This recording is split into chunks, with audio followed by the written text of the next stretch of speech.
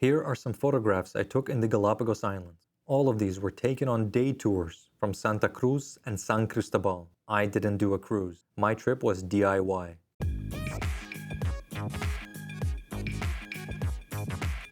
My main camera was a Nikon D500 DSLR with two lenses, the big 200 to 500mm f5.6 and a Tamron 90mm VC macro. My secondary camera was the Nikon Z50 with a little 16 to 50mm kit lens.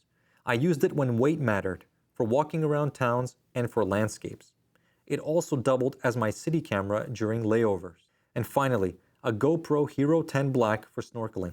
If you're going to the Galapagos, an underwater camera is non-negotiable. Everyone I met without one regretted it. Alright, that's enough gear talk. Let's head to the Galapagos. Getting there usually takes at least 2 flights, which means great opportunities for aerial photos. The little Z50 with the 16 to 50 was perfect for that. Here's the small airport on Baltra Island where I landed.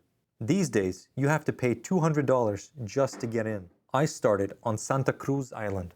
Staying in Puerto Ayora, I booked all my tours locally, paying cash with US dollars. Puerto Ayora feels surprisingly busy, with paved roads and even traffic jams at night. When I first walked down to the pier, within minutes, I'd seen pelicans, baby sharks in the water, and iguanas everywhere.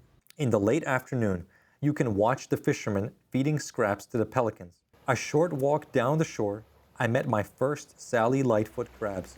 They're bright, easy to photograph, and popping against the black volcanic rock. I challenged myself to go beyond the typical static crab shot. And everywhere, sea lions. To locals, they're about as interesting as stray cats, but they provide endless entertainment to tourists. You can photograph lots of wildlife here without any tours at all.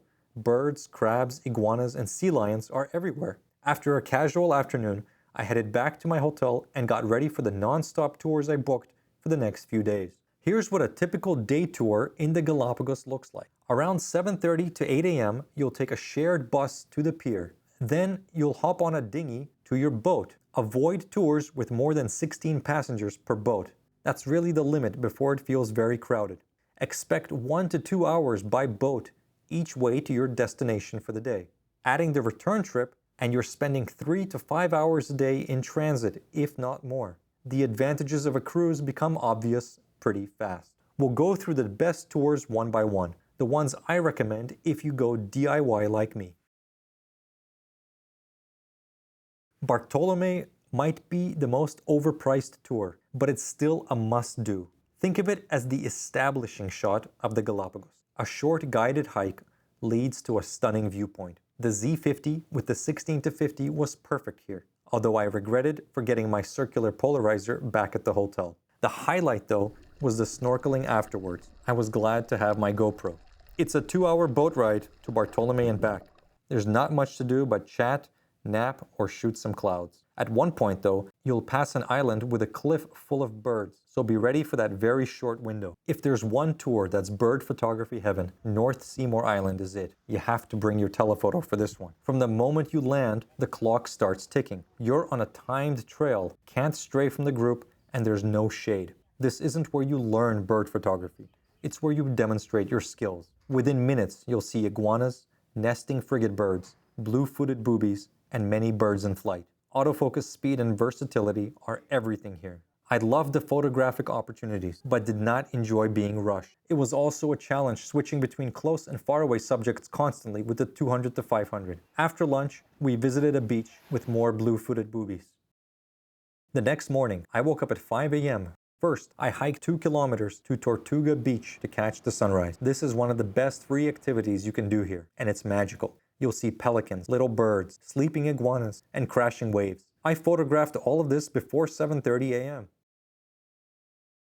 I then joined the short bay tour. There are 3 short stops, and you might even see curious turtles and sharks in the water on the way. The highlight was the short guided nature hike. It was a bit of a circus with lots of groups there simultaneously, so I ignored everyone and just shot some lava lizards. It was time for another half-day tour. The tour began with a self-guided hike to see the Los Gemelos crater pits. This was okay, but I recommend not wasting too much time here. Next, you'll have a chance to walk through some lava tunnels. These were flooded with knee-high water, so for me, it was more about survival than photography. But the final stop, the Tortoise Reserve, was the real highlight. It was raining, and the light was flat, so I switched to the Tamron 90mm macro. Tortoises spook pretty easily, so keeping your distance is important. A polarizer would have also helped to remove the distracting reflections on the tortoise shells. I loved the Tortoise Reserve, and would have gladly given up the other 2 stops on the tour just to spend more time here. Next, I took a ferry to San Cristobal. First, you line up at the dock, then you have to take a dinghy to the ferry, which is really just a speedboat. The rides are bumpy and 2 hours each, so sit near the middle to reduce seasickness. If you can, fly between the islands instead. San Cristobal itself was my favorite island, calmer than Santa Cruz, with a huge public beach that's perfect for late afternoon walks. My favorite tour from San Cristobal was Isla Lobos. It starts with a hike over volcanic rock. You have to wear sturdy shoes. It also started raining hard, and I was glad to have a rain sleeve handy. Don't go to the Galapagos without some kind of protection for your camera and lens, even if they're weather sealed. The weather here can change in minutes. The much-hyped Española tour turned into a total disaster. After a 3-hour boat ride to Española, we were greeted by giant waves, wind, and rain. Long story short, I was on the first landing party and we barely made it to shore. Our dinghy almost capsized. Bring a dry bag to protect your expensive camera equipment during moments like these. The whole point of coming here was to see the waved albatross. And we did, but I barely spent any time actually photographing. The rain itself wasn't the problem. In fact, it added some atmosphere. The problem was the clouds of mosquitoes, and I had no repellent. Total amateur hour. Finally, I took another ferry, this time to Isabela, the largest and least populated of the 3 main islands. It's beautiful, raw, and much quieter, with unpaved roads. Unfortunately, I got really sick and spent 3 days in my hotel. When I finally recovered, I managed one last tour, Las Tintoreras, a short hike and snorkeling trip. The tour itself was average. Nothing special, given what I've already experienced. Isabela itself was peaceful, with plenty of iguanas and beaches to unwind. If you're doing a DIY wildlife photography trip like I did, I would cut Isabela and focus on Santa Cruz and San Cristobal. Now let's talk about gear. The 200 to 500mm is a great lens, but it's the wrong lens for the Galapagos, especially on a DX body like the D500. You're often too close and can't back up. I even missed one of my favorite shots because 200mm was still too tight. It's also big, heavy, and intimidating to both people and wildlife. The VR worked well, but autofocus felt slow. And on guided hikes, you just don't have time to wait for it to rack focus. If I were to go again, I would take a full-frame body with a 100 to 400mm lens. Great range, modern autofocus, and close focus capability. Paired with a mid-range zoom like a 24 to 120, you'd be covered for almost everything. Be sure to bring a backup camera body, but you don't have to bring it with you on every tour and hike. You can leave the backup body in the hotel or on your boat. Finally, again, do not skip an underwater camera. I kept my GoPro in its dive housing on a floaty handle and used 1 Enduro battery per snorkeling session. You'll go through batteries very fast. Would I go back to the Galapagos?